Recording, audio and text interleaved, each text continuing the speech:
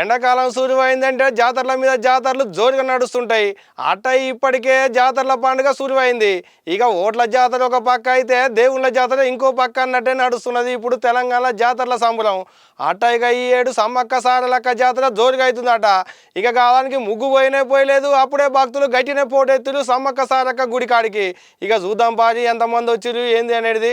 పండగలు వెనక పండగలు అన్నట్టు జాతరలు వెనక జాతరలు ఈ ఏడు జోరుగా నడుస్తాయి తెలంగాణలో.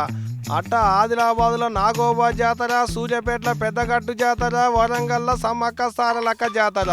తదిమ జాతరల ముచ్చట తర్వాతకి మాట్లాడుకుందాం కానీ ముందుగాల సమ్మక్క సారక్క జాతర ముచ్చటకు వస్తే ఇంకా ముగ్గు పోయలేదు, జాతర ఇంకా సాలు కాలేదు. అప్పుడే భక్తులు పోటెత్తులు మేడారం సమ్మక్క సారక్క దర్శనానికి. అగజూడు బోనాలు ఎత్తుకొని షిగాలు ఊగుకుంటా ఎంతమంది వచ్చిరో భక్తులు. తల్లుల గద్దెలకు ముడుపులు కడుతున్నారు, ఈ ఆటపిల్లల పట్టుకొని వస్తున్నారు, షిగాలు ఊగుతున్నారు, బోనాలు చెల్లిస్తున్నారు, నిలువెత్తు బంగారం జోకి అమ్మవారికి సమర్పిస్తున్నారు భక్తులు.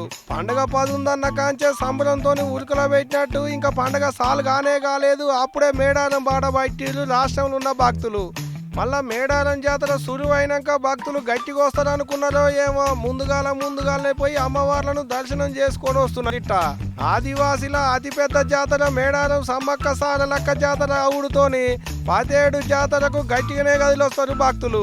అట్ట ఇంతకు ముందు కంటే ఈ ఏడు ఇంత ఎక్కువ మంది భక్తులు వచ్చేటట్టున్నది అని అనుకుంటున్నారట అధికారులు.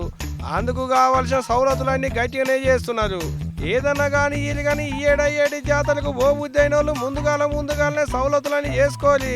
అట్ట పోయి మేడారం సమ్మక్క సారలమ్మలను దర్శనం చేసుకొని రాలి మంచి జరుగుద్ది అంటున్నారు. పోయి వచ్చిన వాళ్ళు చెప్తుంటే ఏం చెప్తున్నా.